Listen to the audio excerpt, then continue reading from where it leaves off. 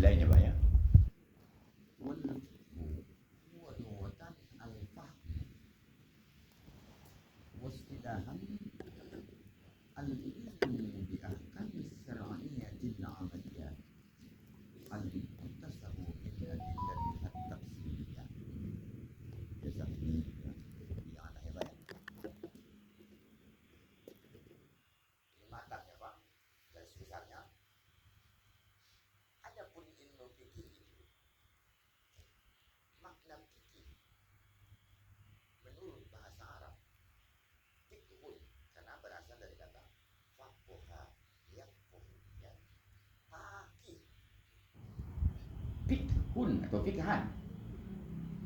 Makna fikhan ini persamaannya, padanannya di dalam bahasa Arab adalah al-fahmu.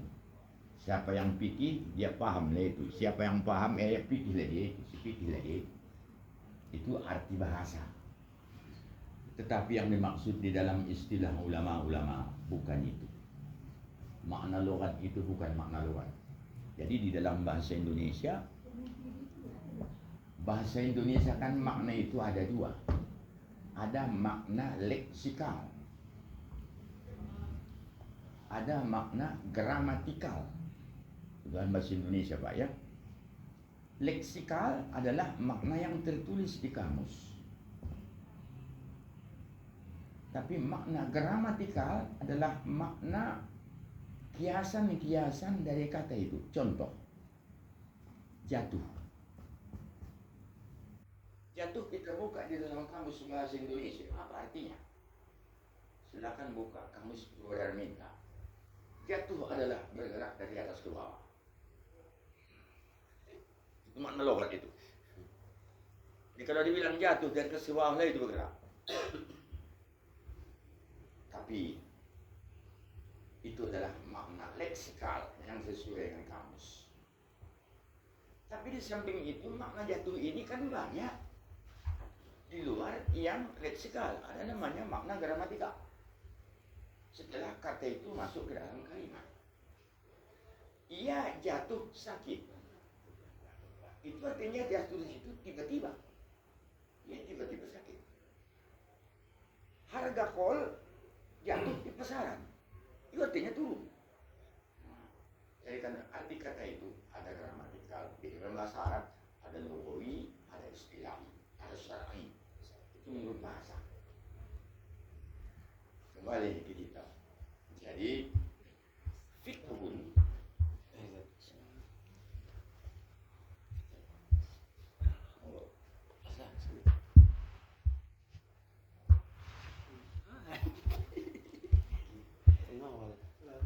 jadi kalau disebut ilmu fikih, ilmu paham, ilmu untuk dipaham. Tapi menurut bahasa, pemahaman pemahaman dari apa? Tentu pemahaman dari Al-Quran dan hadis serta ijtima ulama. Pemahamannya saja. Tetapi kalau kita lihat menurut istilah-istilah syariah, fikih itu bukannya itu arti. Illa dia al-ahkam wa adillatus syar'iyyatul amaliyah al-muqtasabu min adillatiha tafsiriyah. Itu yang artinya. Fikih itu adalah ilmu tentang hukum syariah. Ilmu tentang hukum syariah dalam kaitannya dengan amaliyah. Jadi ilmu amaliyah. Apa kita amaliyah dari sholat, apa kita amaliyah melalui puasa, zakat, haji, apakah kita bersedekah dan lain-lain serupanya amal-amal amaliyah lah yang mendasar. Baru termasuk di situ muamalah. Jadi amal dengan muamalah itu hanya asalnya amilah yang malu amalan. Berarti amal ibadah. Kalau muamalah, amalah yu'amilu muamalatan. Muamalah sekali. Ada dua pihak. Berarti muamalah hubungan sosial tadi. Apa namanya mereka? Apa jual beli, pinjam hubungan dan lain sebagainya. Bahkan menyangkut masalah nikah. Nah, itu nanti dibatasi di dalam pembahasan mabari asyara. Inilah kaitannya dengan itu. Jadi Jadi bapak-bapak sekalian, itulah pemahaman ilmu fikih.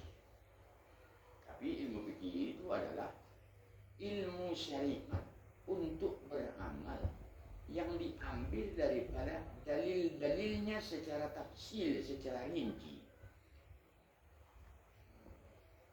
Lihat. Contoh.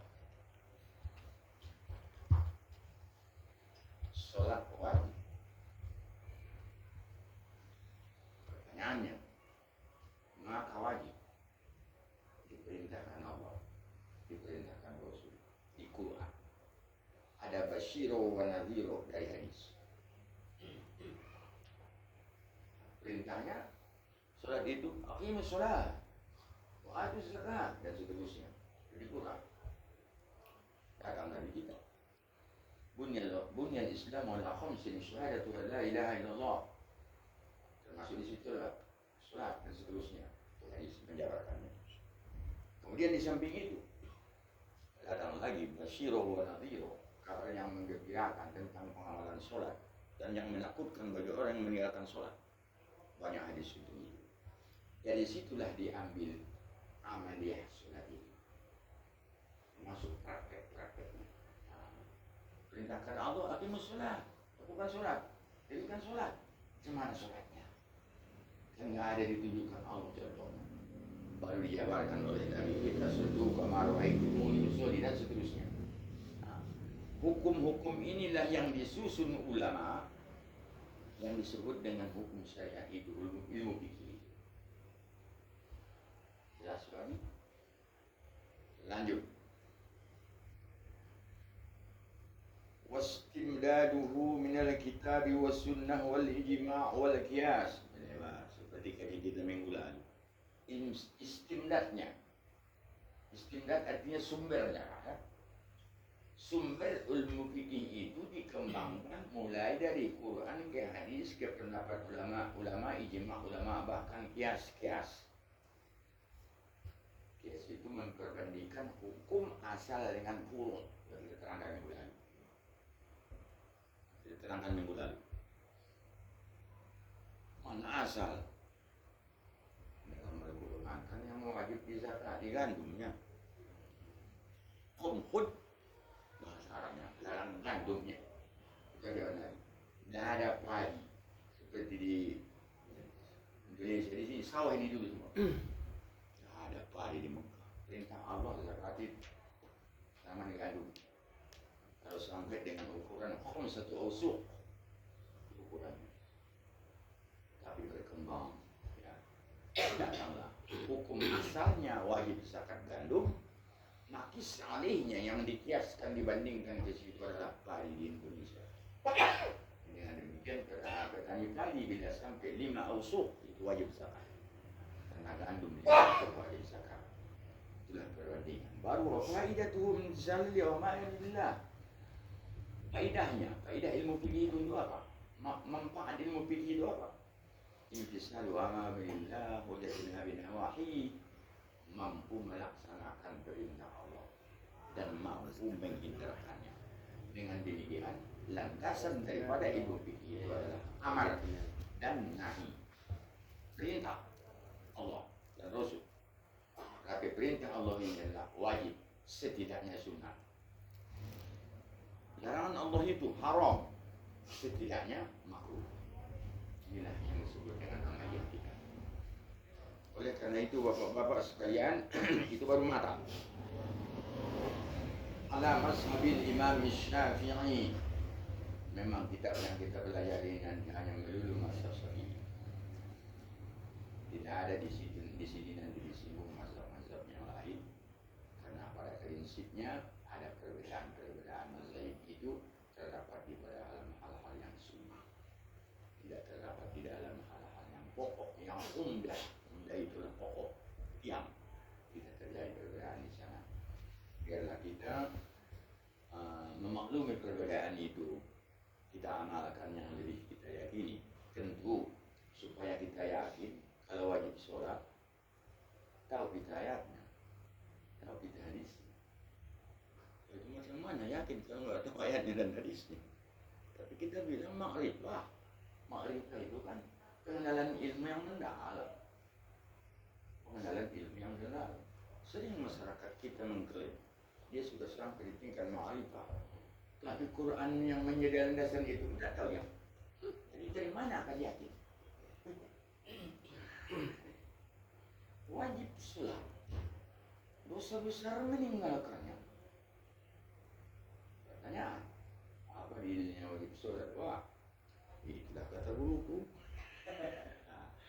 Ini kan risk ya ini. Alhamdulillah kita sudah berkumpul di sini. Itu nanti akan kita coba minimal yang wajib-wajib. Dasar itu seperti ibadah yang lima harus tahu. Kita satu hadisnya, satu ayat harus tahu. Kadang-kadang kita beda dengan jemaah-jemaah lain.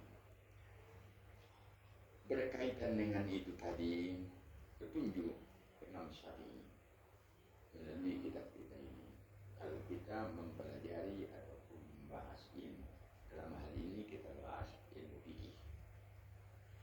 Bersairlah Imam Syafi'i. Bersair ini dengan bahar rojas. Mabadi ayya ilmun kan wa na'unun wa ayatun mustamar. Masailun wa nisbatun mislu kam wa fadun wadimun asrakun asrakun naum. Ini syair ini Pak, bahar rojas ini. Kalau di Purba dulu belajar balaghah, kalamuna belajar ilmu nahu, kalamuna la summu bidun kastaqim wasmun wa fi'lun summa harfun kalim waiduhu wa yaqulu am. Ya, kan begitu ya. Itu menerangkan kalam. Padahal itu kita buka di ilmu nahu yang paling rendah, matan jurmiyah, Pak Is sendiri udah hafal.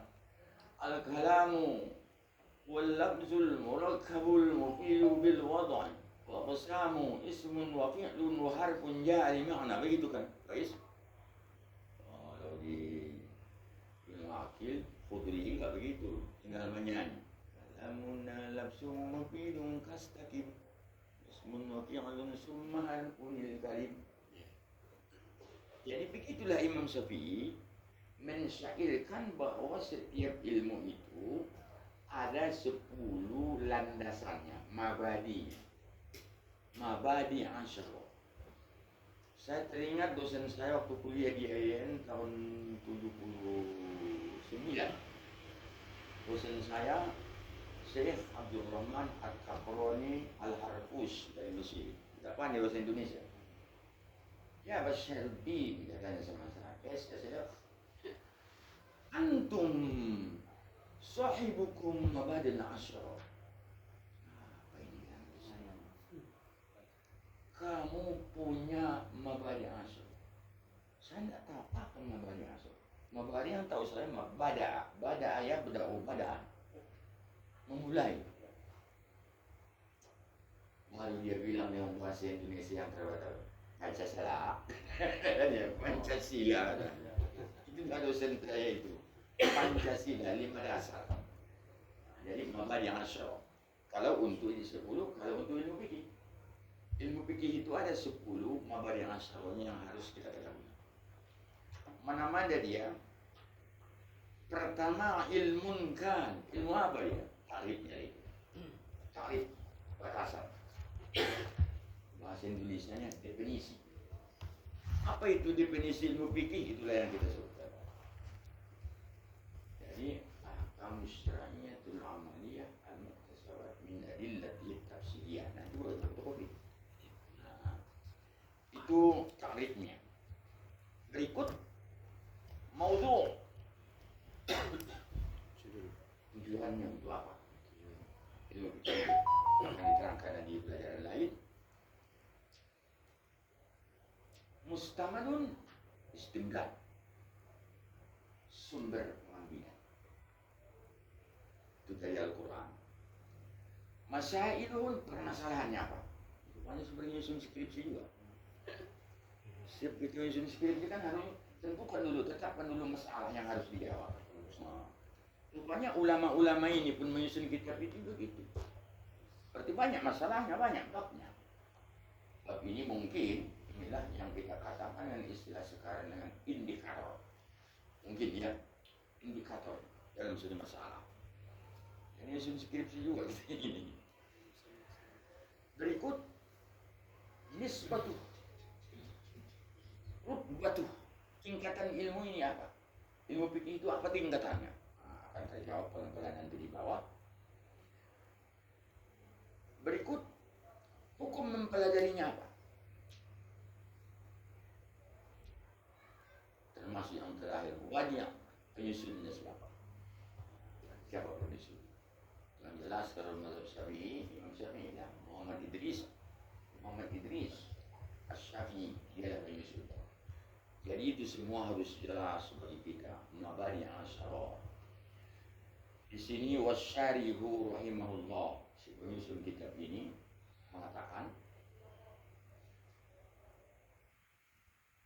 Ilha arba'atun haddun dari ta'rif wasmun nama istindad faidah wa baqi alaiha itu baru ampat wa baqi alaihi salasa sittah.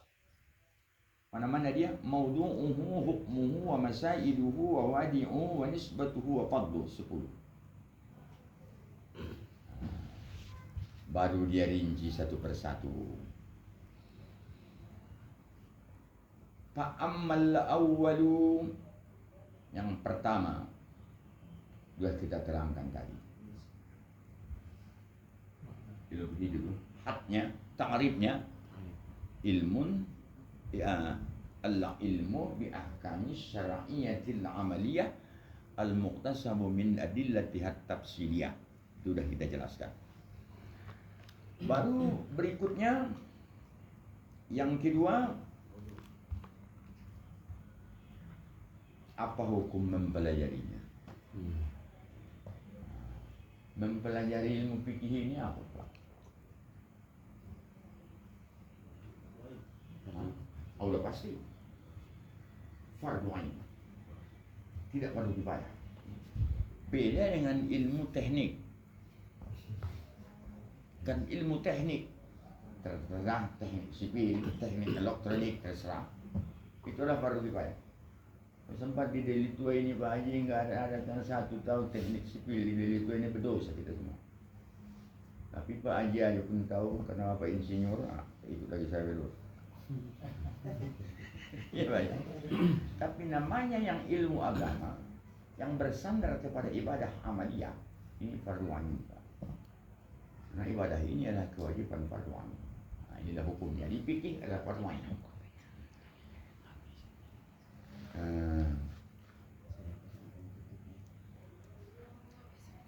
Yang ketiga isinya.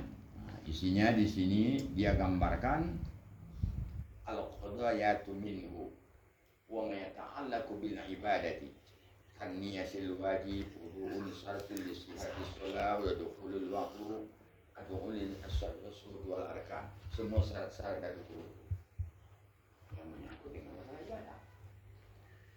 Jadi inilah secara singkat yang dimaksud dengan mabadi asar itu 10 dasar yang harus kita ketahui bila kita ingin mendalami ilmu fikih. Insyaallah minggu depan ini kita tulis secara lengkap, tulis Arab dengan di bawahnya dengan tulis terjemahan bahasa Indonesia yang kita kutip nanti daripada kitab I'anatul Talibin ini. Jadi inilah dulu dari saya babak pertama. Menurut saya kitab I'anah inilah kita buka karena di sini nanti sudah mencantum